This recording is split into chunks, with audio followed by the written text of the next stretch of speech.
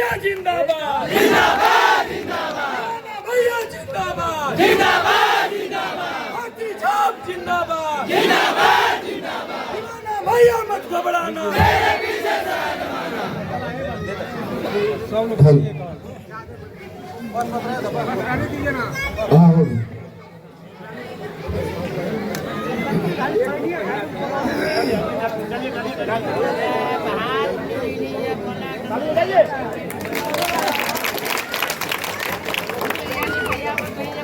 सर्वप्रथम कुछ भी कहने से पहले विश्व को शांति का संदेश देने वाले तथागत महामानव जी के चरणों में कोट कोट नमन करते हुए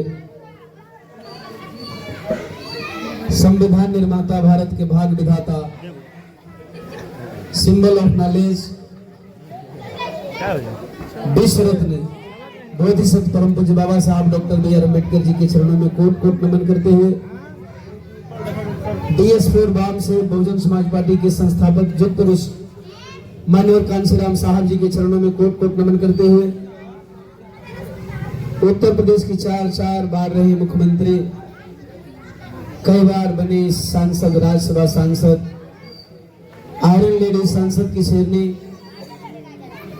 बहन कुमारी मायावती जी को अपना आदर्श नेता, बहुजन समाज एवं सर्वजन समाज में जन्मे तमाम संतों गुरुओं को नमन करता हूं, जिन्होंने इस भारत भूमि पे मानव को मानवता का पाठ पढ़ाया।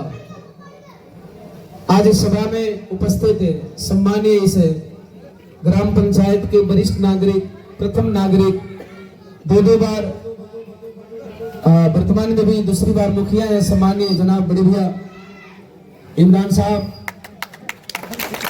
इस कार्यक्रम में उपस्थित हमारे बड़े भैया सम्मानीय करीम मास्टर साहब, जो बहुजन समाज पार्टी के बड़े पुराने सिपाही हैं, शायद उस टाइम मेरा जन्म भी नहीं हुआ होगा जिस टाइम की आप बात कर रहे हैं, और मध्य प्रदेश साहब doctor B are Ambedkar ji ने जन्म लिया, एक बार हम चाहेंगे जोरदार ताली से सम्मान करेंगे।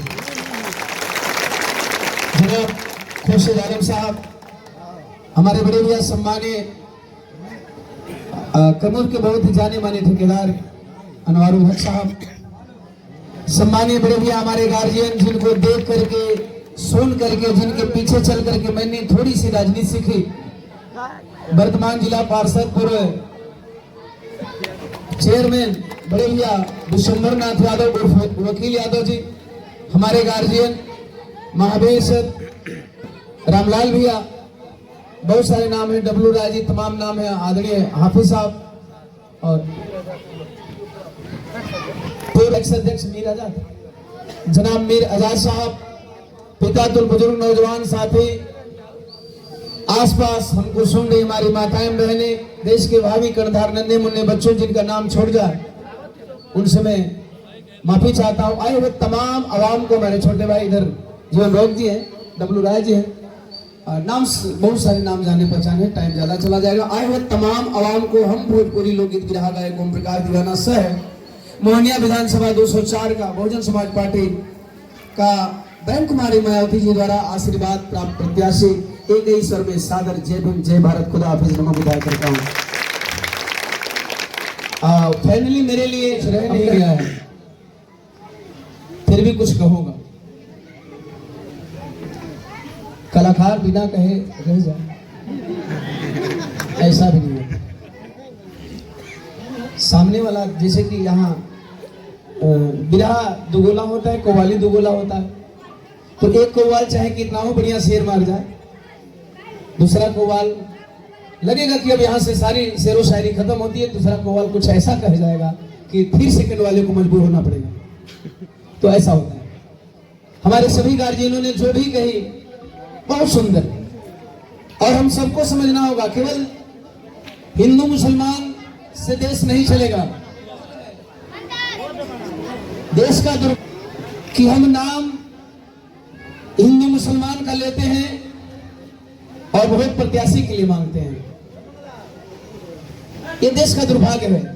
देश का दूसरा दुर्भाग्य है कि हम और आप जाति के नाम पे वोट कर देते हैं, पार्टी के नाम पे वोट कर देते हैं, और 5 साल बाद जब प्रत्याशी आपके बीच में नहीं आता है तो फाइनली मैं मंच पे रहा, जैसा कि करीम मास्टर साहब बता रहे थे कि वो मुझे करीब से जानते हैं। रियली मैं गरीब का बच्चा हूं, बहुत गरीबी से उठा हूं, गरीबी को मैंने बड़ी करीब से देखा है। एक कहावत लागू होती है, साहब जाके पैर न फटी दवाई सोका जाने पी सोनल भी थोड़ा ही को कम करिए। सवाल यह, मैंने जब फील्ड में गया, अक्सर जब मार्केट में आया तो मंच देखा, मंच के बाद पब्लिक से उतना रूबरू नहीं हो पाया। जब मैं फील्ड में गया तो लगभग 4 महीने से मैं जनसंपर्क में हूँ। जनसंपर्क के साथी हमारे महावीर सर, और बस एक ही सवाल आता है, आप भी भागेंगे नहीं ना?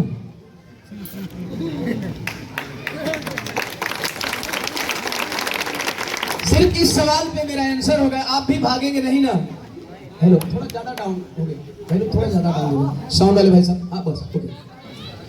क्या आप लोग भी इस सवाल से परेशान हैं?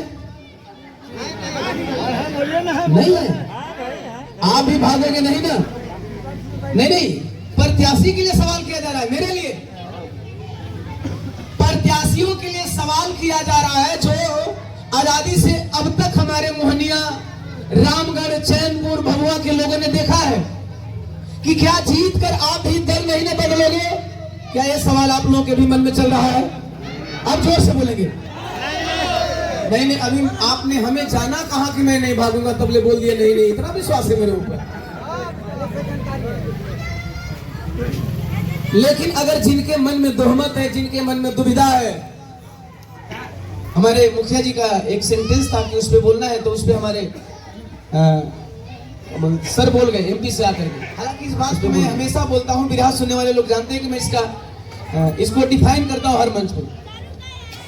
जिनके मन में सवाल होगा, आप भागोगे नहीं ना? एक बात मैं दावे के साथ कहना चाहता हूं, इंडिया में नहीं पूरे वर्ल्ड में कोई ऐसी मुद्रा नहीं बनी जो ओम प्रकाश दीवाना की जमीन को खरीद सके।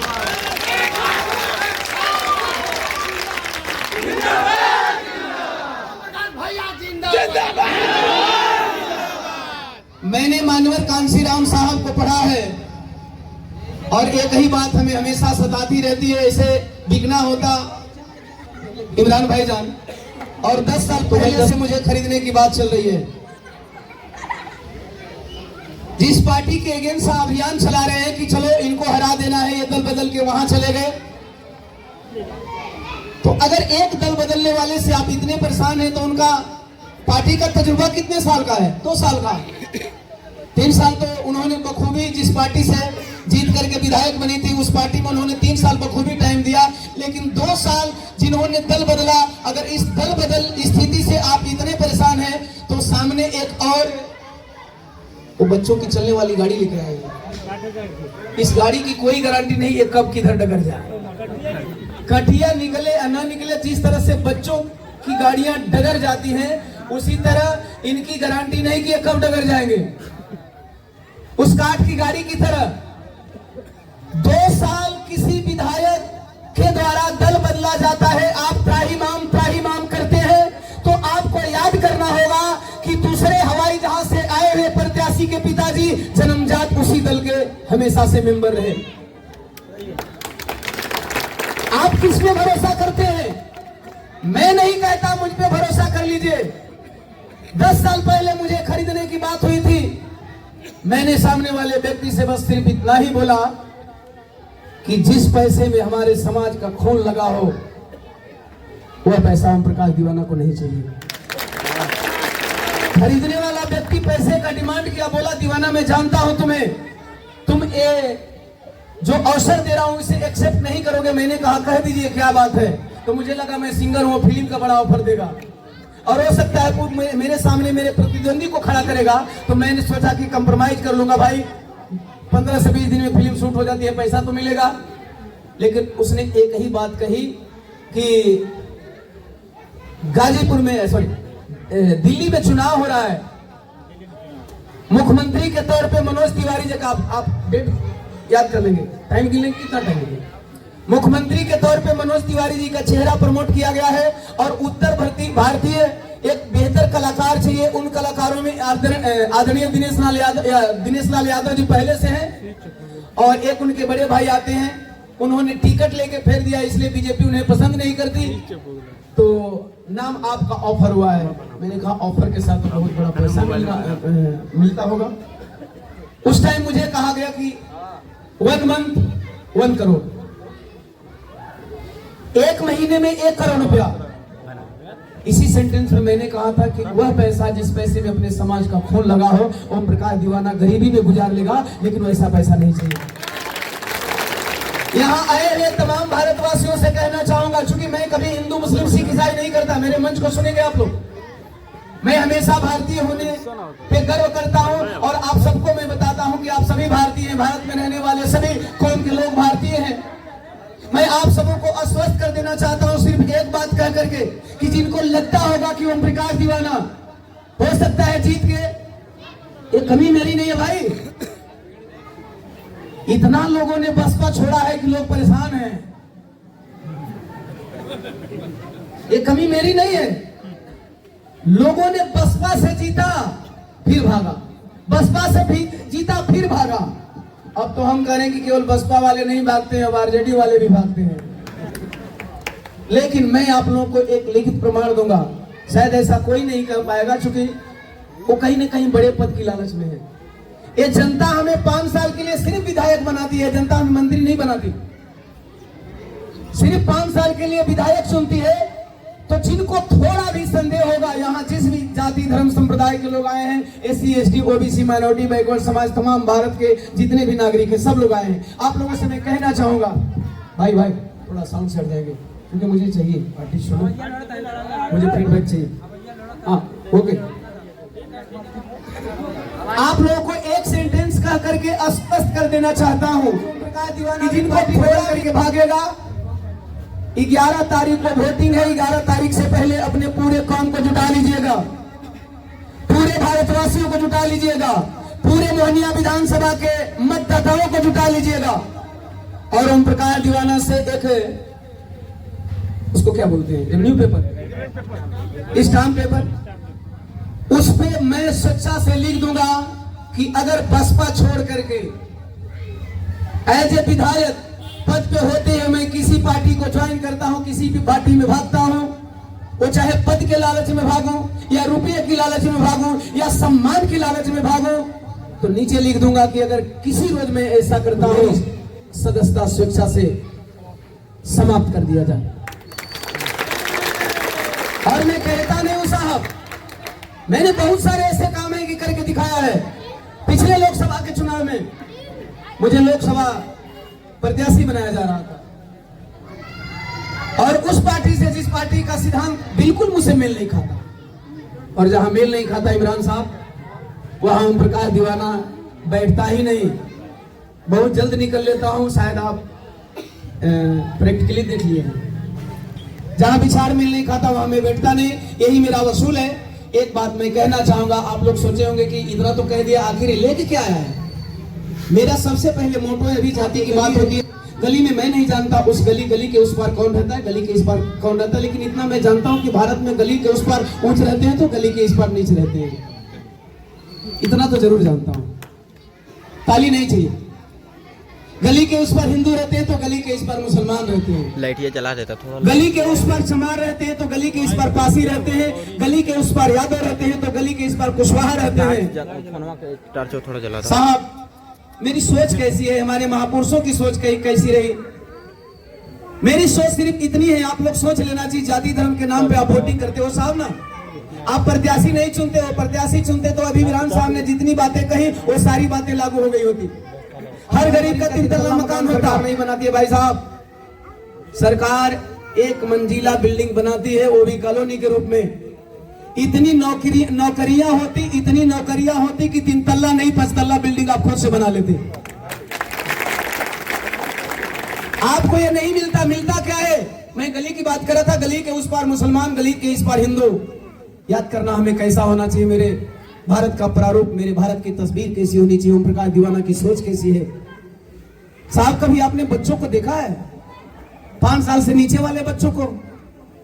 वो कभी नहीं जानते कि बगल वाले घर में मुसलमान रहता है और सामने वाला नहीं जानता कि बगल वाले घर में हिंदू रहता है। वो कभी नहीं जानता कि बगल वाले घर में चमार रहता है, बगल वाले घर में, चूंकि बताया हमें गया है। होश मैंने संभाली है, होश आपने संभाली है। आपने किताबों में पढ़ा है, इंसानियत से पहले जाति धर्म पढ़ाया जाता है। इंसान को इंसान नहीं बना करके जाति धर्म बनाया जाता है। उस 5 साल से नीचे बच्चे से सीख लीजिए कि इंसानियत क्या होती है। 5 साल का बच्चा इतना घनिष्ठ दोस्ती में रहता है। नहीं, बात नहीं, बात सुन लीजिए, काम बन जाएगा। नहीं, मेरा भारत ऐसा चाहिए। मैं भारत की तस्वीर दिखाना चाहता हूं। भारत बने या न बने, पहले मैं मोहनिया का विधायक बनूंगा तो जरूर मैं मोहनिया को ऐसा बनाना चाहूंगा। वो 5 साल का बच्चा, दोनों बच्चे इतनी घनिष्ठ दोस्ती में रहते हैं कि एक दांत की रोटी खाते हैं। मुसलमान भाई है, SC ST OBC backward minority के लोग हैं।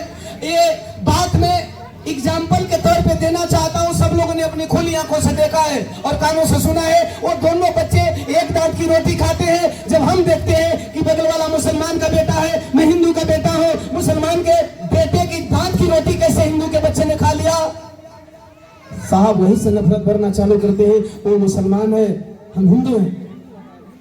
हो सकता है गुस्से में हिंदू का बाप या मुसलमान का बाप 2-4 पड़ाका मारता भी है और मार के कहता है चल मेरे घर में, उसको दरवाजे में बंद करता है। बच्चा है, उसे इंसानियत आती है, उसे नहीं पता कि दरवाजा मेरे लिए क्यों बना है। वो रोता है, चिल्लाता है, बाप का कलेजा पिघलता है, झूठी रोटी खाता है।